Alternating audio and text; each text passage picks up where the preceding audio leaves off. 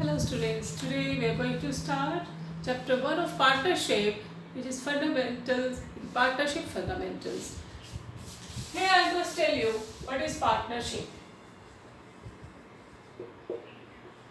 So partnership जो आपके दिमाग में भी है, बिल्कुल ठीक सोच रहे हैं. When two or more than two persons they decide or they agree to share the profit and loss of the business to be carried on by all or any one of them acting by all. So it means when कोई भी दो लोग या दो से ज़्यादा लोग मिलकर बिजनेस करने का सोचते हैं और एग्री करते हैं, उनके बीच में एग्रीमेंट वर्बल या रिटन एग्रीमेंट होता है on the basis of which they decide कि क्या टर्म्स होंगे बिजनेस के और कितना प्रॉफिट या लॉस बांटा जाएगा और जो भी कंडीशंस है वो सारी तय होती है. और उस बिजनेस को ज़रूरी नहीं है कि वो सभी मिलकर ही चलाएं. उस बिजनेस को दो लोग या दो से ज़्यादा लोग मिलकर भी चला सकते हैं, कोई एक भी चला सकता है ऑन बिहाफ ऑफ अदर्स. तो कैसे भी बिजनेस को चलाया जा सकता है, बट बिजनेस के ओनर्स जो होंगे वो दो या दो से ज़्यादा लोग होंगे. तो दिस इज़ कॉल्ड पार्टनरशिप. अब यहाँ पर आप थोड़ा सा बात को आगे इस डेफिनेशन को ही थोड़ा सा अगर हम बाहर थोड़ा सा खोलते हैं, ओपन करते हैं, तो इसकी डेप्थ पे जाते हैं, अगर इसके एक पॉइंट को हम समझते हैं तो पार्टनरशिप में दो लोगों का मिनिमम होना ज़रूरी है. इसका मतलब ये क्या डिफाइन कर रहा है, इसके मेंबर्स कितने होने चाहिए, मिनिमम 2. एंड मैं आपको क्लियर कर दूं, as per Companies Act, it is the maximum member defined partnership by the Companies Act 2013. The maximum members should be 50. Partnership के मैक्सिमम मेंबर्स कितने होने चाहिए, 50. सो मिनिमम 2 एंड मैक्सिमम 50 का 1 मार्क का क्वेश्चन ये पूछा जा सकता है कि मिनिमम या मैक्सिमम मेंबर्स कितने हो सकते हैं. Next is very important that partnership is 2 or more person they agreed to share. Agreed यानी कि उनके बीच में एग्रीमेंट होना क्या ज़रूरी है. Yes, ऐसा कोई कंपल्सरी नहीं है, लीगली कंपल्सरी नहीं है, लेकिन it's better to have agreement, चाहे वो रिटन हो वर्बल हो, एग्रीमेंट होना बहुत ज़रूरी है. सो दैट रिटन हो तो और अच्छी बात है कि हमारे को फ्यूचर में किसी तरह का आपस में कोई डिस्प्यूट होता है तो वो डिस्प्यूट ईजिली सॉल्व हो सकता है अगर हमारे पास रिटन एग्रीमेंट है. पर रिटर्न नहीं भी है तो वर्बली होना बहुत ज़रूरी है, अदरवाइज फिर डिस्प्यूट होंगे. तो यस, एग्रीमेंट हो जाए तो अच्छा, अदरवाइज नॉट लीगली कंपल्सरी. फिर थोड़ा सा डेफिनेशन को आगे बढ़ाते हैं. 2 or more person agreed to share profit and loss. Obviously when partners are running the business togetherly, so the purpose of doing the business together means what, they want to share profit and loss of the business. ठीक है. उसके बाद to share profit and loss of the business, to carry it on by all, यानी कि ये बता रहा है कि सब मिलकर भी बिजनेस को चला सकते हैं और any one of them acting for all, यानी कि वो दूसरों के बिहाफ पे कोई एक भी काम कर सकता है. ये आपने बिजनेस स्टडीज में भी पढ़ा था. पार्टनरशिप जब आपका डिफरेंट फॉर्म्स ऑफ बिजनेस थे उसमें आपने पढ़ा था पार्टनरशिप पे, sleeping partners, active partner, quite similar. So कोई भी बिजनेस को चला सकता है, कोई एक या सब मिलकर बिजनेस को चला सकते हैं, कर सकते हैं बिजनेस का काम. They can participate, they can actively participate, or maybe some partners may be the sleeping partners, लेकिन उसके प्रॉफिट और लॉस सभी में शेयर होते हैं as per their agreement. Clear. Now the question arises, जब पार्टनरशिप डीड भी बोलते हैं एग्रीमेंट को, अगर वो एग्रीमेंट हो गया है दैट इज वेरी गुड. लेकिन अगर एग्रीमेंट नहीं हुआ है, मान लो किसी दो या दो से मिलकर पार्टनर, आप लोग ही मान लो 3 partner, suppose XYZ, there are 3 partners and they started business together. But उन्होंने कुछ भी टर्म्स डिसाइड नहीं की कि प्रॉफिट शेयरिंग रेशियो क्या होगी, हम कितना प्रॉफिट्स लेंगे, हम लोगों के किसी को इंटरेस्ट मिलेगा नहीं मिलेगा, जो पार्टनर ज़्यादा काम करेगा क्या उसको ज़्यादा प्रॉफिट मिलेगा या फिर उससे ज़्यादा कुछ अलग पार्ट कमीशन या सैलरी मिलेगी. तो ऐसा कोई डिसाइड नहीं हुआ, यानी कि कोई एग्रीमेंट नहीं हुआ. और एग्रीमेंट को हम डीड भी कहते हैं. तो क्वेश्चन ये उठता है अगर एग्रीमेंट है तब तो हम उन बातों को मानेंगे जो भी हमारे में सेटल हुआ है, एग्री हुआ है. देखिए जब एग्रीमेंट नहीं है, in the absence of deed, in the absence of deed, what will be the provisions to be followed. तो मैं आपको क्लियर कर दूं, provisions of partnership act will be followed. तो आपको एक तो क्लियर कर दूँ, पार्टनरशिप एक्ट 1932 को फॉलो करता है। पार्टनरशिप एक्ट 1932 कभी कभी मार्क का पूछ सकते हैं क्वेश्चन, तो पार्टनरशिप एक्ट 1932 में बना था। सो प्रोविजंस ऑफ पार्टनरशिप एक्ट क्या कहते हैं? सबसे पहले वो अगर आपस में पार्टनरशिप में कोई एग्रीमेंट नहीं हुआ है और कोई पार्टनर कहते हैं कि मैंने पैसा बिजनेस में लगाया है, कैपिटल जो इन्वेस्ट की है that is more than the other partner, so I must get interest on capital, या हम दोनों को इंटरेस्ट मिलना चाहिए। तो पहले से अगर डीड नहीं हुई है, no interest on capital, right? तो इंटरेस्ट ऑन कैपिटल नहीं मिलेगा क्योंकि पहले से डिसाइडेड नहीं था। मान लो एक पार्टनर ने किसी पर्सनल काम के लिए ड्राइंग्स की, पर्सनल यूज के लिए बिजनेस से पैसा निकाला, और बाकी पार्टनर्स कहते हैं कि आपने अगर ड्राइंग्स की है तो you will have to pay interest over it to the firm, लेकिन ऐसा कुछ एग्री नहीं हुआ था तो हम उससे इंटरेस्ट ऑन ड्राइंग्स नहीं ले सकते क्योंकि वो एग्री नहीं है और ना ही हमारे बीच में ऐसा कोई डिसाइड हुआ था। तो विदाउट एग्रीमेंट हम ना तो इंटरेस्ट ऑन कैपिटल अलाउ कर सकते हैं और ना ही किसी पार्टनर से इंटरेस्ट ऑन ड्राइंग चार्ज कर सकते हैं। थर्ड, मानो एक पार्टनर है, जेड है, XYZ में से Z is the most working person, most hardworking person in the business, and he demands that I spend more time to the business। तो मुझे ज़्यादा से ज़्यादा मुझे कुछ ना कुछ सैलरी जरूर मिलनी चाहिए, सॉरी। तो सैलरी कैनॉट क्लेम क्योंकि ऐसा कुछ डिसाइड नहीं हुआ था।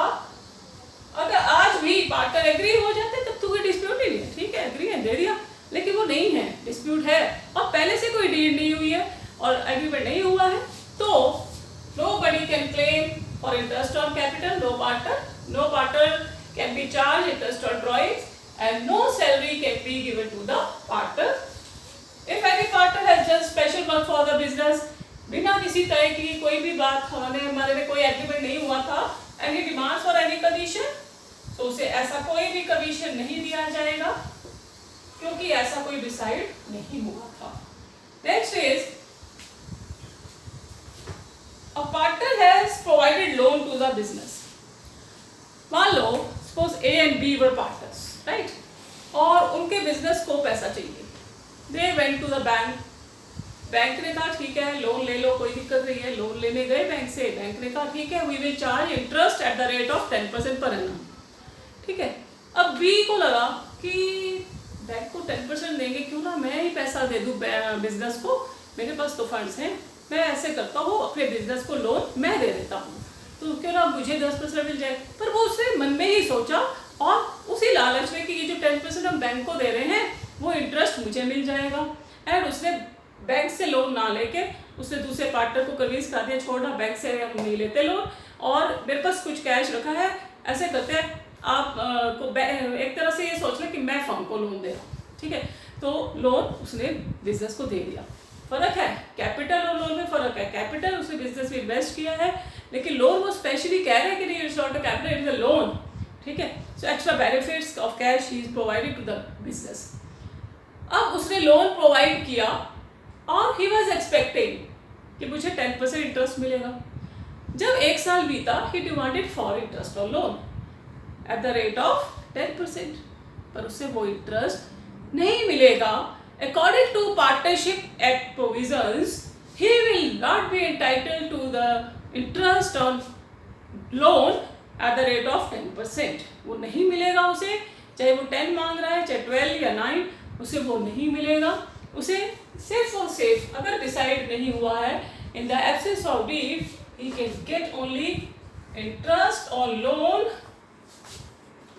to the partner will be given at the rate of 6% per annum।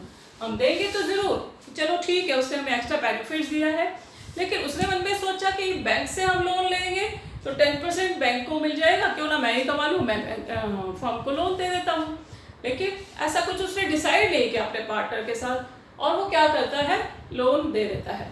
Loan देने के बाद जब एक साल बीता, उसने कहा मुझे अब इंटरेस्ट दो, तो इंटरेस्ट 10% के हिसाब से उसे नहीं मिलेगा। दो ही डिमांडेड कि तुम बैंक को भी तो 10% देते ना, मुझे दे दो, लेकिन नहीं, तुमने क्या पहले ये बात की, क्या पहला ऐसे डिसाइड हुआ था, नहीं हुआ था। सो ओके, आपने एक्स्ट्रा बेनिफिट दिया, आपको इंटरेस्ट तो मिलेगा पर अकॉर्डिंग टू लॉ मिलेगा, पार्टनरशिप लॉ के according he will get interest on loan to at the rate of 6% per annum. तो आपको ये क्लियर हो कि हम 6% इंटरेस्ट ही, और याद रखना सिर्फ लोन पर, और किसी चीज पर उसे इंटरेस्ट नहीं मिलेगा, सिर्फ लोन पर ही मिलेगा, याद रखिएगा। और कहीं भी ना तो इंटरेस्ट ऑन कैपिटल उसे हम अलाउ कर रहे हैं, ना ही इंटरेस्ट ऑन ड्राइंग से हम चार्ज करेंगे, सिर्फ इंटरेस्ट ऑन लोन हम उसे दे सकते हैं, that is to at the rate of 6% per annum. Besides this, next rule I am writing here, what will be the sharing ratio? Business को जो प्रॉफिट होंगे वो कैसे बांटे जाएंगे, आपस में क्या पहले डिसाइड हुआ? नहीं, क्योंकि मेरे रूल्स वो हम बता रहे हैं जो कि in the absence of deed है। In the absence of deed what will be the provisions of partnership act. तो डीड नहीं हुई है, उनमें आपस में ऐसा कुछ भी एग्री नहीं हुआ है कि हम प्रॉफिट किस रेशियो में बांटेंगे। तो जो भी बिजनेस को प्रॉफिट होता है वो सब पार्टनर बराबर बराबर लेंगे। देखिए आपके घर पर भी अगर आपके फादर कुछ लाए हैं, दो भाई बहन हैं और वो लाए हैं, उन्होंने मान लो चॉकलेट लाए, कुछ भी ला लो, वो मिलके ले लो। अब मिलके क्या करोगे आप? जितना भी चीज़ है आप बताइए, आप खुद सोचिए क्या आप जनरली क्या बांटेंगे? 50-50, आधा आधा, है ना। सो 3 पार्टनर है तो 3 इक्वल पार्ट्स, 4 है तो 4 इक्वल पार्ट्स। तो जो भी प्रॉफिट्स है generally if there is no deed then it should be equal to all the partners. ठीक है, सो ये जो टर्म्स आपकी हर जगह यूज होंगी कि what will be the provisions in the absence of deed. अब मैं आपसे एक छोटा सा क्वेश्चन पूछती हूँ और उसका दिमाग में आंसर सोचना और देखना कि सही है या नहीं है। तो यहाँ पर क्लियर कर रही हूँ। मान लीजिए ABC आर पार्टनर्स, C कहता है कि मैंने एक्स्ट्रा काम किया, मुझे सैलरी मिलनी चाहिए, और उनमें कुछ ऐसा एग्रीमेंट नहीं हुआ था तो उसे सैलरी नहीं मिलेगी। Same way if any partner has provided loan to the partner to the firm and he is demanding for interest on loan at the rate of 12% per annum. तो आप बताइए क्या 12% पर एनम उसे interest on loan मिलेगा? नहीं, उसे कितना मिलेगा? 6% पर एनम। कभी कभी बोर्ड में क्वेश्चन पूछते हैं और आप मुझे इसका आंसर देना, what will be the rate of interest on capital in the absence of deed. तो बच्चे बड़ा फटाफट से कह देते हैं 6% पर एनम, तो वो ध्यान नहीं देते कि पेपर में लिखा क्या हुआ है, इंटरेस्ट ऑन कैपिटल, और इंटरेस्ट ऑन कैपिटल तो देना ही नहीं है, तो आंसर इज नील। तो बच्चे बड़ी जल्दी देखते हैं interest at the absence of deed, फटाफट से 6% पर एनम लिख देते हैं। It is very very common. तो बड़े ध्यान से पढ़ने की इंटरेस्ट पूछा गया है, in the absence of deed भी वर्ड दिया हुआ है, पर ये इंटरेस्ट पूछा किस पे है? इंटरेस्ट ऑन कैपिटल है तो आंसर इज नील। अगर ये इंटरेस्ट ऑन ड्राइंग्स है तो भी आंसर इज नील, बट अगर ये इंटरेस्ट ऑन लोन है तो भी हम 6% पर एनम आंसर लिख सकते हैं कि उसे interest on loan 6% per annum मिलेगा। ठीक है, सो ये प्रोविजंस को काफ़ी यूज़ करने वाले हैं, तो उसे आप अच्छे से रिवाइज करेंगे। ठीक है, अब हम बात करते हैं पार्टनरशिप अकाउंटिंग की, कि पार्टनरशिप बिजनेस की अकाउंटिंग कैसे होती है। तो पहले मैं आपको बिल्कुल क्लियर कर दूं, आपने 11th क्लास में अकाउंटिंग की, that was for sole proprietorship, right. How did we do the accounting? एक अकाउंटेंट सबसे पहले क्या करता है? जर्नल बनाता है, जर्नल एंट्रीज की। जर्नल एंट्रीज के बाद ही prepares ledger, with the help of ledger ही prepares trial balance, and with the help of trial balance he made the financial statements, final accounts, जिससे उसे profits पता चले और financial position पता चली। And what were the accounts? That accounts were prepared: trading account, profit and loss account, and balance sheet. कोई भी business है, whether it is sole proprietorship, whether it is company, whether it is partnership business, if we want to know, that is the main purpose of accounting. क्यों बनाते हैं accounting? What is the objective? To know profit and loss of the business and financial position. Main objective तो यही है। सो यही purpose है कि हम अकाउंटिंग बनाते हैं। तो एक कोई भी बिजनेस है वो अकाउंटिंग का यही सेम पर्पस है सभी का, और सभी को अकाउंटिंग बनाने का तरीका सेम है। सभी लेजर बनाते हैं, सभी जर्नल बनाते हैं, फिर ledger and then trial balance and then trading, P&L account, balance sheet, every business is to be made. लेकिन पार्टनरशिप में हमें एक और अकाउंट बनाना है, क्योंकि जब हमारे को प्रॉफिट एंड लॉस अकाउंट हम बना लेते हैं तो वो जो प्रॉफिट होता है, अभी तक आपने क्या किया, वो प्रॉफिट किसको दे देते हो आप? ओनर को। आपने 11th में फाइनेंशियल स्टेटमेंट विद एडजस्टमेंट जब किया तो जो भी प्रॉफिट आया नेट प्रॉफिट, वहाँ उसको क्या करते थे, कैपिटल में प्लस कर देते। ये कैपिटल किसकी है, ओनर की, ठीक है ना। तो वहाँ ओनर के कैपिटल में हम डाल देते थे, क्योंकि वहाँ एक ही ओनर था। लेकिन यहाँ पर एक ओनर नहीं है, पार्टनरशिप है, एक से ज़्यादा लोगों का बिजनेस है, तो हम यहाँ पर डायरेक्ट सारा प्रॉफिट कैपिटल में नहीं डालेंगे, क्योंकि हमें कुछ ना कुछ एग्रीमेंट के अकॉर्डिंग हमने पार्टनर्स को इंटरेस्ट ऑन कैपिटल भी देना है, सैलरी भी देनी है, कमीशन भी देनी है, एक कुछ ना कुछ रिजर्व भी बनाने हैं, जैसे जनरल रिजर्व एक्सेट्रा। तो ये सारी चीज़ें हम कहाँ डील करेंगे, तो प्रॉफिट एंड लॉस से हमें जब नेट प्रॉफिट मिल जाता है तो उसके बाद हम बनाते हैं profit and loss appropriation account, that is P&L appropriation account. और इस अकाउंट के थ्रू, इस अकाउंट में हम शो करते हैं कि out of that profit how much is distributed to the partners in the form of interest on capital, in the form of salary, in the form of commission, how much of the profit is made the reserve. अब देखिए appropriation means what, आपने 11th में provisions and reserve chapter पढ़ा था। Appropriations are made only out of profits. ये चीज़ें आपने दिमाग में रखनी है, whatever I am teaching you, you just have to keep it in your mind. ये बिल्कुल भी भुलाना नहीं है आपने, ये बातें अगर दिमाग में हैं आपके, if you are remember that, तो आपको काउंटिंग ऑफ पार्टनरशिप बिल्कुल मुश्किल नहीं लगने वाली है। तो ये बातें ध्यान में रखनी ही है। So appropriations are made only out of profit. तो इसका मतलब ये जो एप्रोप्रिएशन है, पार्टनर्स को कुछ भी देते हैं वो हमेशा एप्रोप्रिएशन, यानी कि हम पार्टनर को salary, commission, interest on capital अगर देंगे तो हम तभी देंगे अगर बिजनेस को प्रॉफिट हुआ है।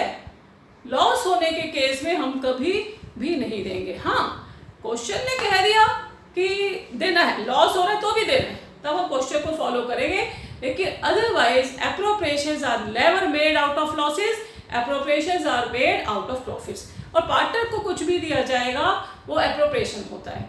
Salary, commission, interest on capital, ये सारे एप्रोप्रिएशन का पार्ट है, ठीक है। Reserves are also made out of profits, तो वो भी एप्रोप्रिएशन है। तो रिजर्व भी तभी बनेगा अगर हमारे पास प्रॉफिट है। लेकिन अगर बिजनेस को लॉस हुआ है फिर हम एप्रोप्रिएशन नहीं करेंगे। क्वेश्चन कह भी रहा है कि सैलरी पार्टनर को देनी है, लेकिन बिजनेस को तो लॉस हुआ है तो हम कैसे दे सकते हैं। तो पार्टनर्स को हम तभी कुछ देंगे जब बिजनेस को प्रॉफिट्स हुए। ये चीज आपने माइंड में रखनी है। अब कैसे बनता है profit and loss appropriation account. Appropriation के साथ एक अपोजिट चीज दूसरी होती है चार्ज। चार्ज क्या होता है? चार्ज मीन्स चाहे आपको प्रॉफिट हो या लॉस हो, वो आपने पे तो करने ही हैं। जो कि P&L अकाउंट में आप जितने भी चीजें लेते हो वो सारी चार्ज होती हैं। आपको अगर प्रोविजन फॉर डाउटफुल डेट्स बनाया, आप ये थोड़ी देखोगे कि लॉस हुआ तो मत बनाओ, प्रॉफिट हुआ तभी बनाओ, नहीं, तो भी बनेगा, लॉस और बढ़ जाता है। तो चाहे लॉस हो चाहे प्रॉफिट हो, हम सारे चार्ज जो होती हैं, चार्जेस, रेंट है, इट इज अ चार्ज, वो आपको पे करना ही करना है। सैलरी टू द वर्कर्स पे करनी करनी है, इलेक्ट्रिसिटी बिल पे करना है। वो ये थोड़ी देखेंगे कि आपके बिजनेस को लॉस हो रहा है इसलिए मत सैलरी दो, इसलिए इंटरेस्ट और लोन मत दो। तो इंटरेस्ट और loan is also a charge, ठीक है ना। तो यहाँ यही बताना चाहती थी, चाहे इंटरेस्ट और लोन हम बैंक को देते हैं, इंटरेस्ट और लोन किसी आउटसाइडर को देते हैं, चाहे वो इंटरेस्ट और लोन हम पार्टनर को भी दें, पार्टनर को दी जाने वाली सारी चीजें एप्रोप्रिएशन होती हैं। लेकिन इंटरेस्ट और loan is always a charge, doesn't make difference who is getting the interest, चाहे वो पार्टनर है, चाहे वो बैंक है या कोई और थर्ड पार्टी है, किसी को भी हम इंटरेस्ट पे करते हैं तो interest paid is always a charge, ठीक है। सो एप्रोप्रिएशन का क्या पार्ट होंगे? एप्रोप्रिएशन का पार्ट है interest on capital to the partner is appropriation, ये तभी देंगे जब प्रॉफिट है। Salary to the partner is an appropriation, ये हम पार्टनर को तभी देंगे जब बिजनेस को प्रॉफिट हो रहे हैं। कमीशन टू द पार्टनर तभी मिलेगा कमीशन पार्टनर को जब बिजनेस को प्रॉफिट हुआ है। जनरल रिजर्व हम तभी बनाएंगे अगर बिजनेस को प्रॉफिट हुए। तो ये सारे के सारे एप्रोप्रिएशंस हैं और ये हम कहाँ पर दिखाएंगे? P&L एप्रोप्रिएशन अकाउंट में। तो पहले P&L अकाउंट से नेट प्रॉफिट मिलता है और इस नेट प्रॉफिट को हम यहाँ ट्रांसफर करते हैं। आपका जीपी जब ट्रेडिंग से मिलता था, जीपी को ट्रांसफर करते थे प्रॉफिट एंड लॉस अकाउंट में ऑन द क्रेडिट से। सेम में हमें नेट प्रॉफिट मिला एनपी थ्रू P&L अकाउंट। उस P&L से एनपी को हमने अब कैपिटल में सीधा नहीं डालना, हम P&L एप्रोप्रिएशन अकाउंट बनाते हैं पार्टनरशिप पे, उसे डालेंगे। सो यहाँ नेट प्रॉफिट ब्रॉट डाउन, हमने यहाँ क्रेडिट शो कर दिया क्योंकि it has a credit balance. अब इस प्रॉफिट में से हम क्या क्या खर्चे कर रहे हैं, हम पार्टनर को क्या क्या पे कर रहे हैं इस प्रॉफिट में से, will pay interest on capital, जितना भी हमकी कैपिटल पर परसेंटेज क्वेश्चन में दी होगी 10%, 5% तो कैपिटल पर कैलकुलेट कर लेंगे। सैलरी टू द पार्टनर्स अगर क्वेश्चन में कहा गया है तो कमीशन देंगे, अगर क्वेश्चन में कहा गया है general reserve if question is same तो वो भी क्रिएट करेंगे। और इंटरेस्ट ऑन ड्राइंग, जो पार्टनर ने ड्राइंग की है बिजनेस से उसके ऊपर पार्टनर हमें इंटरेस्ट देगा, यानी कि बिजनेस को इंटरेस्ट ऑन ड्राइंग मिलेगा, इसलिए interest on drawing is a profit for the business, that's why we show it on the credit side. So interest on drawing partner देगा, ये दो पार्टनर्स हैं, इनको हमने क्रेडिट साइड पे दिखाया, बस यही है maximum items which will show in appropriation account. उसके अलावा एप्रोप्रिएशन में और कुछ भी नहीं आता। सो एप्रोप्रिएशन अकाउंट में आप देखिए पार्टनर्स को क्या क्या दे रहे हैं आप, interest on capital, salary, commission, एक जनरल रिजर्व पार्टनर को नहीं दे रहे पर reserves are credit out of profits, तो वो क्रिएट कर रहे हैं, सो रिजर्व क्रिएट कर सकते हैं। हमारे लिए नेट प्रॉफिट जो हमने ब्रॉट डाउन किया और एक इनकम जो पार्टनर से हमें होती है वो है इंटरेस्ट ऑन ड्राइंग, वो हमने क्रेडिट में दिखाई। सो क्रेडिट साइड का total minus debit total is called divisible profit, यानी कि पार्टनर्स को इन प्रॉफिट इस साइड में से टोटल में से ये सब देने के बाद जो बचा that is called divisible profit, और उसको हम बांटते हैं शेयरिंग रेशियो में। मान लो आपका ये साइड है 1,50,000, this side is what 1,50,000 and here total is 1 lakh,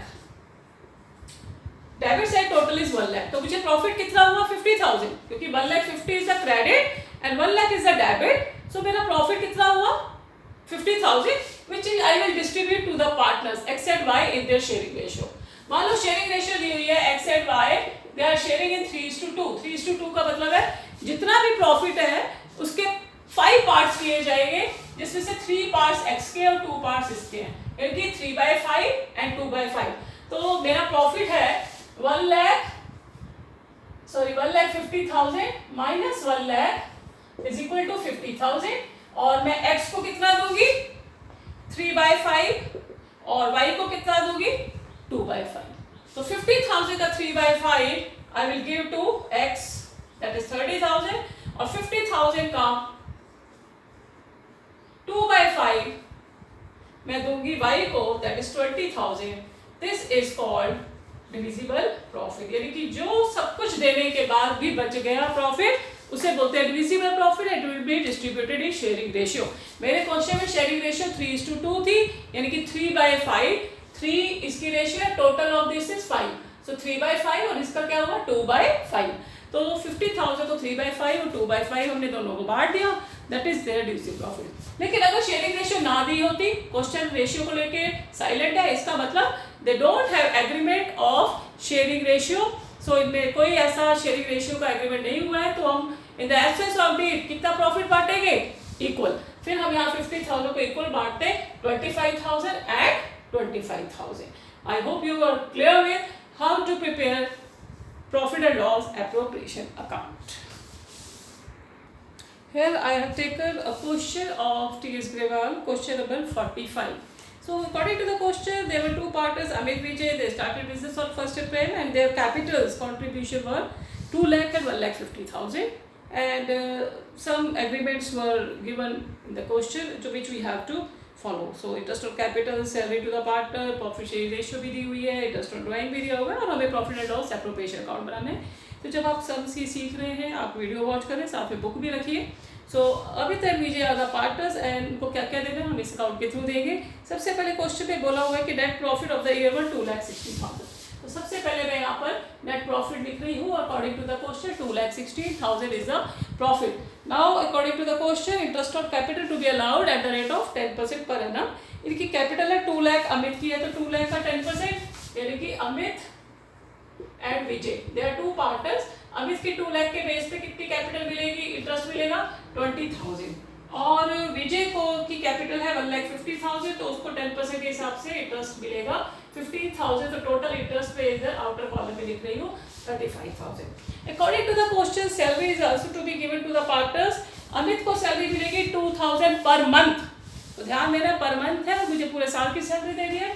तो अमित को मैं कितनी सैलरी दूंगी 2000 पर मंथ के हिसाब से 24,000, और विजय को जो सैलरी दे रही है वो दे रही है 3000 पर मंथ, यानी कि विजय को पूरे साल की सैलरी 36,000 मैं दूंगी। 3000 पर मंथ के हिसाब से 12 मंथ्स इंटू 3 इज 36,000, तो ये मैं सैलरी दोनों को मिलकर दे रही हूँ 60,000। क्वेश्चन इज सेइंग कि interest of drawing is also to be charge from them which is 2200 and 2500। तो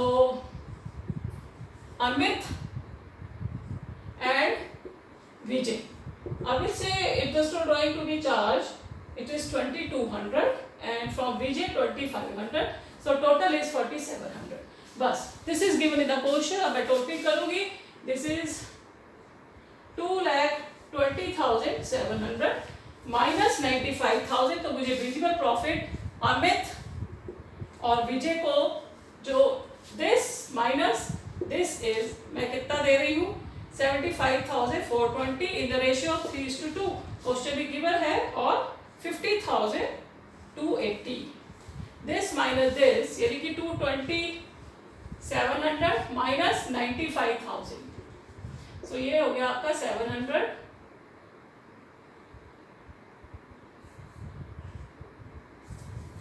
2,20,700 minus 95,700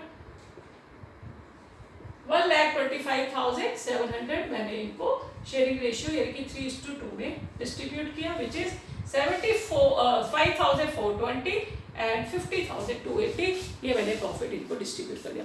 so this is what our profit and loss appropriation account. So today you have learn this work is sufficient for today's class. So see you in the next class. Thank you, students.